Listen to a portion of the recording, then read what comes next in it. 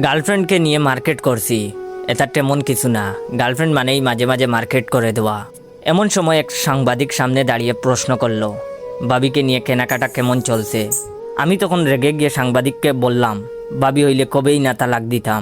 সাংবাদিক আমার উত্তর শুনে মুখের কাছ থেকে মাউথ পিস সরিয়ে নিবে এমন সময় নিজেই উনার হাত থেকে মাউথ পিস কেড়ে নিয়ে বলা শুরু করলাম, ডিয়ার দেশবাসী, ভাই ও বোনেরা, গার্লফ্রেন্ড পালা আর হাতি পালা সমান কথা। আব্বার হাত পা ধরে 5,000 টাকা নিয়েছিলাম নিজে মার্কেট করব বলে, কিন্তু গার্লফ্রেন্ডকে কিনে দিতেই 4,000 টাকা শেষ।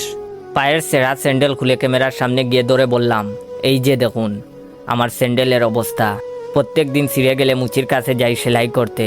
কালকে রাগ করে মুচি বলে দিয়েছে, ভাই দয়া করে তুই আমার স্যান্ডেলটা নিয়ে যা। তাও আর এই স্যান্ডেল আনিস না। গায়ে দেওয়া শার্টের কিছু অংশ উপরের দিকে তুলে ক্যামেরার সামনে ধরে বললাম, এই দেখুন বেল্টের জায়গাতেও রশি দিয়ে বেঁধেছি। অনেকদিন আগে প্যান্টের বেল্ট ছিঁড়ে গেছে, ভেবেছিলাম এবার একটা বেল্ট কিনবো, কিন্তু গার্লফ্রেন্ডকে দিতে দিতেই টাকা শেষ। দোকানদারগুলোর কথা আর কি বলবো, মেয়ে মানুষ নিয়ে দোকানে ঢুকলেই 20 টাকা দামের জিনিস 200 টাকা হয়ে যায়। আরে ভাই, বাংলাদেশে 300 টাকার এনার্জি বাল্ব যদি 200 টাকায় ছাড়ে দিতে পারে কোম্পানির প্রচারের জন্য, তোরা কেন এই গরিব দেশের অবাগা প্রেমিকদের জন্য ছাড় দিবি না? এই দেশে কি বিচার নাই? আপনারা ভাবছেন আমার গার্লফ্রেন্ড আমাকে কিছু দেয়নি? হ্যাঁ দিয়েছে, এই যে শাহ আমানতের লুঙ্গি আর সয়াতের গামছা। গার্লফ্রেন্ড কিনে দেওয়ার সময় কি বলেছে জানেন?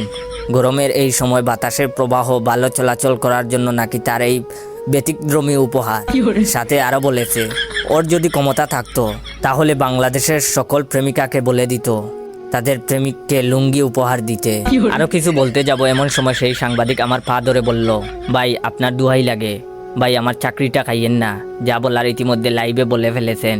সাংবাদিকের কথা শুনে কলিজা শুকিয়ে গেল, কারণ আব্বা সারাদিন টিভি দেখে।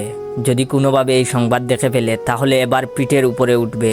এর মধ্যে দেখি পকেটে ফোন বেজে উঠলো। বের করে দেখি আব্বার ফোন।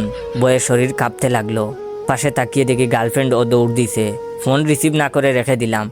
একটু পর দেখি আব্বা মেসেজ দিয়েছে, বাবা আজকে মুখ ফুটে যে সত্য কথা বলেছিস এটা লক্ষ প্রেমিকের মনের কথা। আজ যদি রবীন্দ্রনাথ বেঁচে থাকতো তাহলে নির্ঘাত তোকে নিয়ে কবিতা লিখতো। মন খারাপ করিস না, উনি বেঁচে নেই বলে। তোর মতন সাহস আজ থেকে 20 বছর আগে আমার থাকলে তাহলে প্রত্যেক দিন তোর মায়ের জাড়ি খেতে হতো না। যাই হোক বাবা, আবেগে অনেক কিছু বলে ফেলেছি, তাড়াতাড়ি বাড়ি আয়। বাবার কথা শুনে আবেগে দিলাম লাফ। সাথে সাথে খাট থেকে মেঝেতে পড়ে গেলাম। এতক্ষণ তাইলে আমি স্বপ্ন দেখছিলাম।